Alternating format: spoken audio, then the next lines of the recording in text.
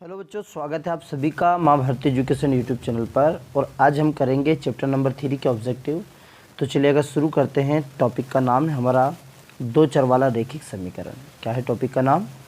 Pair of linear equation in two variables. तो हिंदी माध्यम and English medium दोनों के लिए है ना चीज़ें, क्योंकि ऑब्जेक्टिव के लिए क्या भी है कि आपके बेसिक चीज़ें क्लियर होनी चाहिए। ऑब्जेक्टिव वही क्लियर कर पाएगा जिसकी बेसिक चीज़ें क्लियर है। ओके है ना। तो इसमें हिंदी माध्यम हो या चाहे इंग्लिश माध्यम हो, चीज़ें क्लियर बहुत अच्छे से तरीके से आपको क्लियर होनी चाहिए। ओके, तो चलेगा हम शुरू करते हैं क्वेश्चनों को कि समीकरण युग्म 6x - 2y। तो सबसे पहले मैं कुछ चीज़ें लिखवा देता हूँ आपको, वो आप लिख लीजिएगा, नोट डाउन कर लीजिएगा, है ना। तो ये आपने किया भी होगा कि a1/a2 is not equal to b1/b2। a1/a2 is not equal to b1/b2 है। तो इस समय जो निकाय होंगे, पहली बात तो संगत होंगे, दूसरा अद्वितीय हल होगा। कौन सा होगा? अद्वितीय हल होगा। और रेखाएं प्रतिच्छेदी होगी। रेखाएं कैसी होगी? प्रतिच्छेदी। ओके, तो क्लियर हो गया। नंबर 2, यहीं से पूरे ऑब्जेक्टिव बनेंगे। क्लियर है? जिसके बाद मैं पूरा क्लियर करा देता हूँ। a1/a2 बराबर b1/b2 is not equal to c1/c2। असंगत होगा। कैसा होगा? असंगत। और कोई हल नहीं होगा, कोई हल नहीं, जिसको इंग्लिश में नो सॉल्यूशन बोलेंगे। और रेखाएं होगी समांतर। रेखाएं कैसी होगी? समांतर। लिखते हुए चलिएगा, है ना। थर्ड पॉइंट है आपका a1/a2 बराबर b1/b2 बराबर c1/c2। इसमें अनेक हल होंगे, इनफाइनेटली मनी सॉल्यूशंस। एंड जो रेखाएं होगी वो आपकी होगी संपत्ति रेखा, है ना, कॉन्स्टिट्यूएंट लाइन। ओके, संपत्ति रेखा। तो तीनों चीज़ें क्लियर हो चुकी हैं। इंग्लिश का भी लिख लीजिएगा आप, है ना, ताकि अभी हम इंग्लिश हिंदी दोनों वर्जन में करेंगे। अभी जिनका हिंदी माध्यम हिंदी का कंप्लीट कर लेगा, इंग्लिश है तो इंग्लिश का कर लेगा। हिंदी इंग्लिश में कोई ज़्यादा फर्क होता नहीं है भैया। जिनका हिंदी माध्यम ऐसा नहीं कि वो लैंग्वेज से घबराए नहीं, बिल्कुल भी, है ना। चलेगा, तो हम क्वेश्चन पे चलते हैं। ये तीनों अच्छे से नोट डाउन कर लो और याद कर लो फटाफट कि a1/a2, है ना। यदि मान लीजिए आपका, है ना, थोड़ा सा टॉपिक कलर चेंज कर आपको बता देता हूँ। यदि मान लीजिए आपसे पूछेगा a1/a2, तो आपको बोलना है संगत हल। ओके, संगत हल पूछेगा, हल तो कभी पूछेगा अद्वितीय हल। अद्वितीय हल होगा तो आपसे कथन पूछेगा, कथन पूछेगा तो आपसे रेखा पूछेगा, प्रतिच्छेदी रेखा। कभी रेखा समांतर रेखा बोल दे तो आपको बोलना है कोई हल नहीं। और यदि कोई हल नहीं है तो ये इस प्रकार की कंडीशन रहेगी। यदि a1/a2 बराबर b1/b2 बराबर c1/c2 है तो अनेक हल होंगे और रेखाएं संपत्ति होगी। करेक्ट है। बस यही से पूरा टॉपिक, यानी कि मान के चलेगा यदि 7 नंबर का चैप्टर है। ये कितने नंबर का है? 7 नंबर का टॉपिक है भैया, जिसमें से आपको पता है ना, एक तो 1 नंबर का ऑब्जेक्टिव है, एक 2 नंबर का एक क्वेश्चन है और एक 4 नंबर का एक क्वेश्चन है। तो 4, 2, 6 और एक 7 नंबर का हो गया।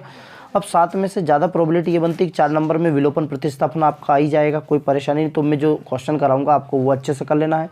7 में जो 2 नंबर का एक ऑब्जेक्टिव, तो 1 नंबर और 2 नंबर में कोई ज़्यादा फर्क नहीं होता है। 1 नंबर को 2 नंबर में कन्वर्ट कर देते हो, 2 नंबर को 1 नंबर में कन्वर्ट कर देते हैं। कोई दिक्कत, कोई परेशानी।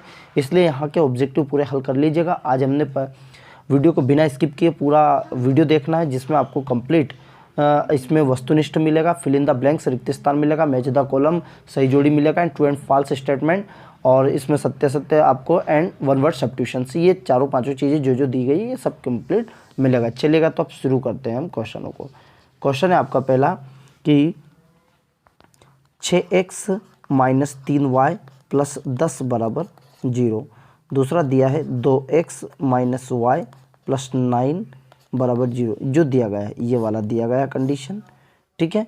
अब यहाँ पर पूछ रहा है कि क्या हल होगा। तो सबसे पहले यहाँ कंपेयर करना है a1/a2 से। तो ये आ जाएगा आपका 6/2 बराबर -3/-1 बराबर 10/9। हमें नहीं पता कि अभी बराबर है या नहीं, हम तो अभी कंपेयर कर रहे हैं।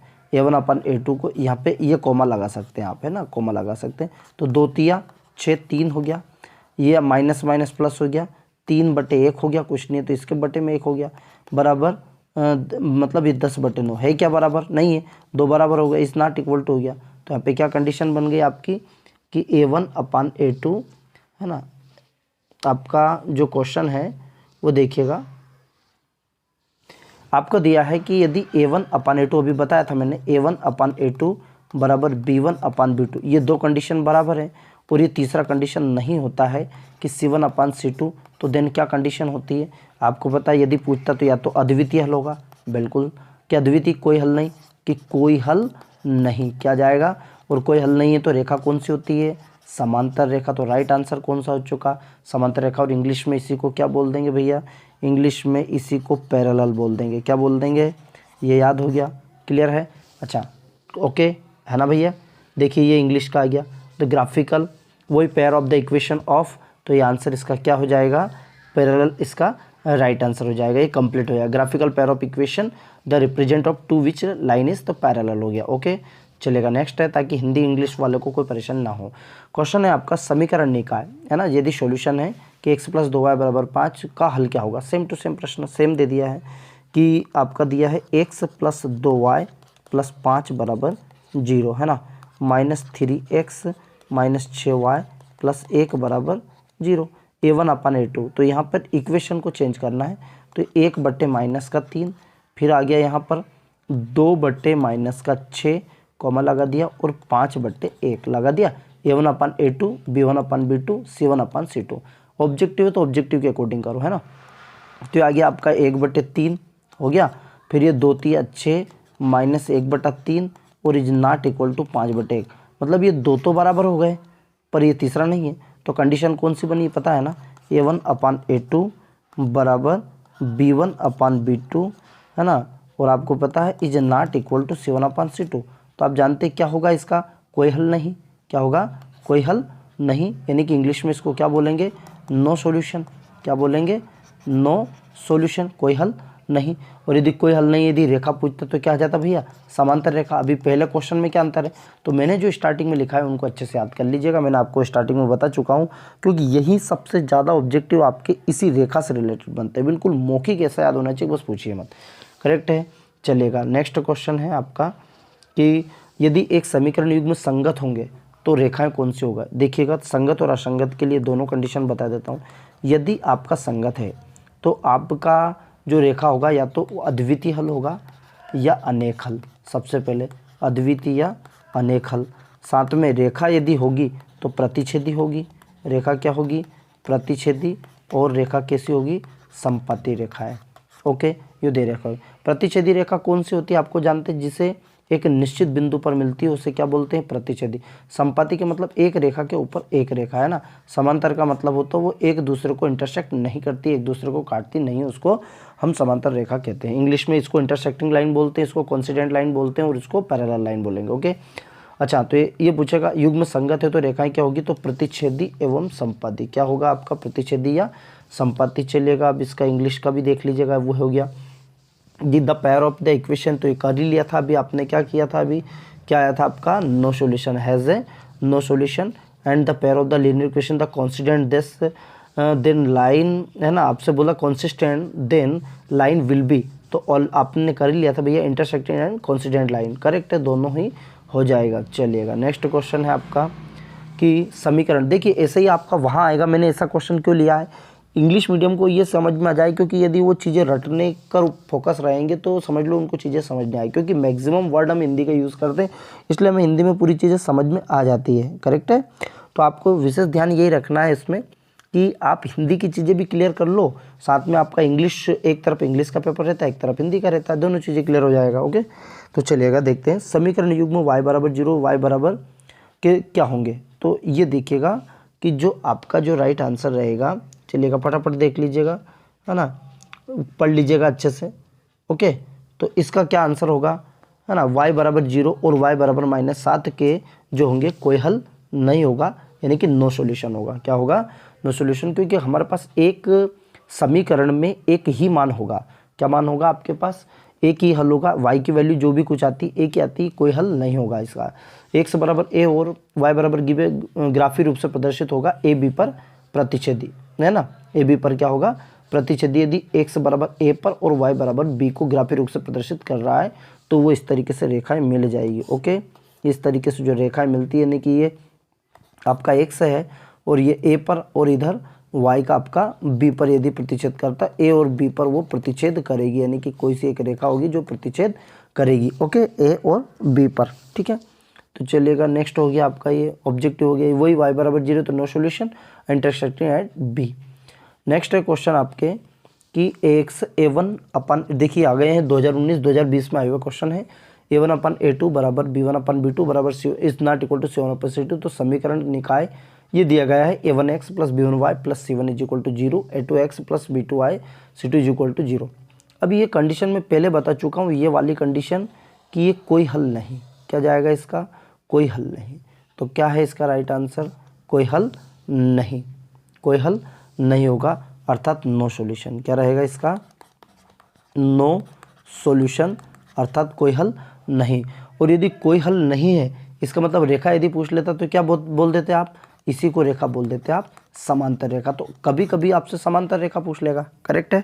चलेगा, देखो 7 वाला क्वेश्चन कि A1/A2 is not equal to, क्या जाएगा इसका, अनेक हल, क्या जाएगा, अनेक हल। तो आंसर क्या हो गया, डी इसका राइट आंसर अनेक हल होगा। ओके, और इनफाइनेटली मेनी सॉल्यूशन इंग्लिश में बोल देंगे इसको। और यदि रेखा पूछता तो संपत्ति बोल देते हैं ना। तो देखिए अगला क्वेश्चन देखो, रेखा का ही पूछ लिया उनने कि x - 2y बराबर 0 और 3x का रेखा कैसी होगी। तो ये 1/3 यहाँ लिख दो, आप लिख सकते हैं आप 1/3 हो गया। फिर ये आ गया 2/4, तो 2 दूनी 4, ये आ गया -1/2 हो गया। आगे बढ़ ही नहीं रहा है, तो ये रेखा यहीं क्रॉस हो चुका, अर्थात ये प्रतिच्छेदी रेखा है, प्रतिच्छेदी रेखा, अर्थात प्रतिच्छेदी रेखा तो अद्वितीय हल होगा, अर्थात प्रतिच्छेद करती है, क्या करती है, प्रतिच्छेद करती है। कंप्लीट हो गया, अच्छे से आया होगा समझ में। ओके, चलेगा, है ना। तो ये 8 क्वेश्चन आपके ऑब्जेक्टिव हो गए। साथ में ऑब्जेक्टिव का दिया व्हेन A1/A2, तो आपने उधर कर ही लिया है कि इज़ नॉट इक्वल टू, तो इसका जाएगा हैव टू, मतलब है no, as no solutions. And इसका जाएगा आपका इनफाइनेटली मनी सॉल्यूशंस। एंड इसका जाएगा इंटरसेक्ट। ओके, चलेगा। अब बात करते हैं रिक्त स्थान की पूर्ति कीजिए, है ना। रिक्त स्थान का भी कंप्लीट कर लीजिएगा। आपका प्रश्न पूछा है कि एक ऐसा समीकरण, एक ऐसा समीकरण जिसका आलेख एक सरल रेखा होता है, क्या कहलाएगा भैया।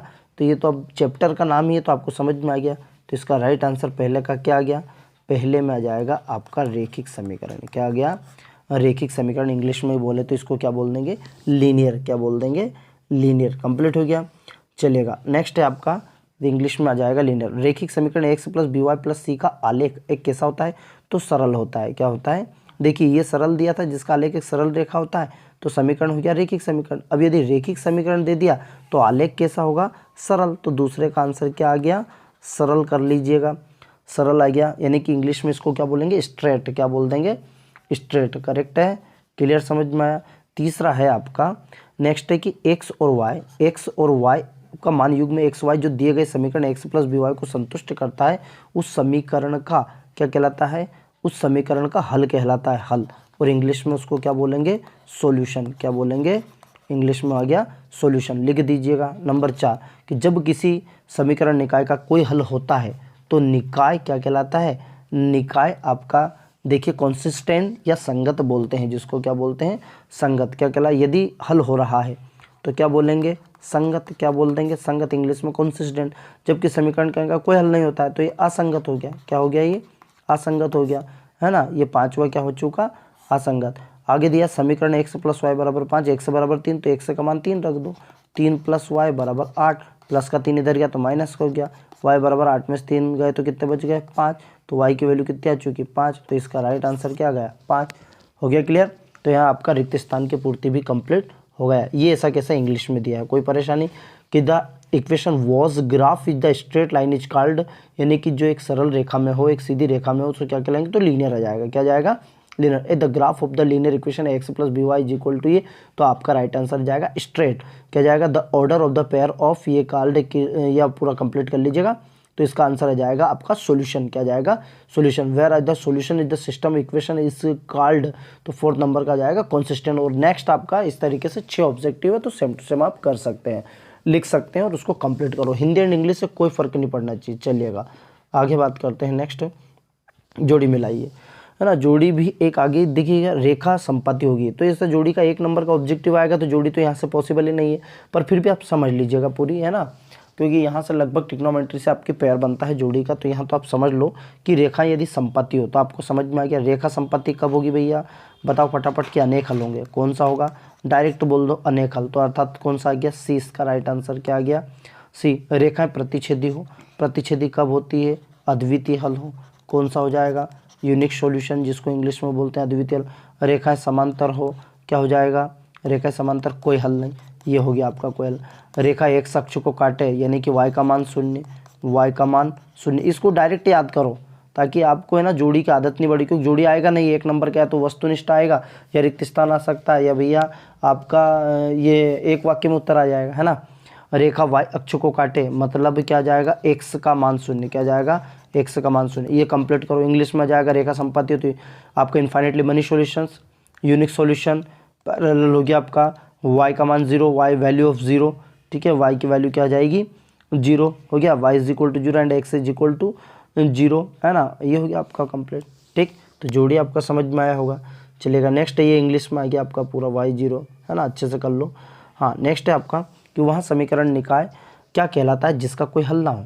देखिएगा अच्छे से याद कर लीजिएगा, पढ़ो, आपका क्या कहलाएगा, अभी बताया था कोई हल ना हो तो क्या कहलाता है, असंगत, क्या कहलाता है, असंगत, क्या कहलाएगा आपका, इसका राइट आंसर हो गया असंगत, क्या हो गया, असंगत। लिखते हुए चलो, असंगत को वही इंग्लिश में क्या बोलते हैं, चलिए फटाफट बता दीजिए, इंग्लिश में अभी बता चुका हूँ मैं, इनकॉन्सिस्टेंट, है ना।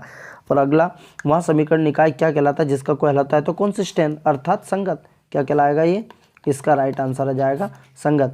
जिस समीकरण का आलेख सरल रेखा हो वो क्या कहलाता है, सरल रेखा, अब भी बताया था भैया, सरल रेखा होगा तो क्या हो जाएगा, लीनियर इक्वेशन अर्थात रेखिक समीकरण, क्या कहलाएगा, कि जिसका आलेख एक समीकरण का निकाय का, है ना। देखो क्या, जिस समीकरण का आलेख सरल रेखा हो तो रेखिक समीकरण, आंसर लिख दो, रेखिक समीकरण, क्या कहलाएगा, रेखिक समीकरण, ये जरूर आएंगे, है ना। फिर अगला प्रश्न, जब किसी समीकरण निकाय के अनेक हल हो तो वह आलेख कैसा होगा। देखिए अनेक हल पूछ रहा, अनंत तो a1/a2 बराबर b1/b2 बराबर c1/c2, तो आलेख कैसा होगा, संगत होगा, कैसा होगा भैया, आलेख। और रेखा किस प्रकार की होगी आपको पता है, संपत्ति, तो इसका आंसर क्या जाएगा, संपत्ति रेखा, क्या जाएगा, लिख दो इसमें, संपत्ति रेखा। जब किसी निकाय का कोई अद्वितीय हल हो तो रेखा कैसी होगी, लिख दो, प्रतिच्छेदी, कैसी होगी, आलेख प्रतिच्छेदी। x और y रेखिक समीकरण का मानक रूप क्या होगा, तो याद ही ax plus by plus c बराबर 0, ये हो गया आपका क्लियर। ठीक है, तो ये आपका एक वाक्य में उत्तर भी आपका कंप्लीट हुआ। ओके भैया, कम से कम समय हम कोशिश करते हैं कि ज़्यादा से ज़्यादा आपके ऑब्जेक्टिव हो। ये इंग्लिश में दिया है, अब इसका हिंदी एंड इंग्लिश हो गया आपका वही, what is the system of the equation is called, what is the system of equation is called solution, what is the type of equation is called वो स्ट्रेट लाइन। इसको इंग्लिश में complete करो भैया, और जो दिक्कत आए आप डाउट सेशन में दे सकते हैं, आपको बता चुका हूँ, कोई भी परेशानी आए बता सकते हैं। क्लियर है, तो जय हिंद, जय मां भारती। इस कंप्लीट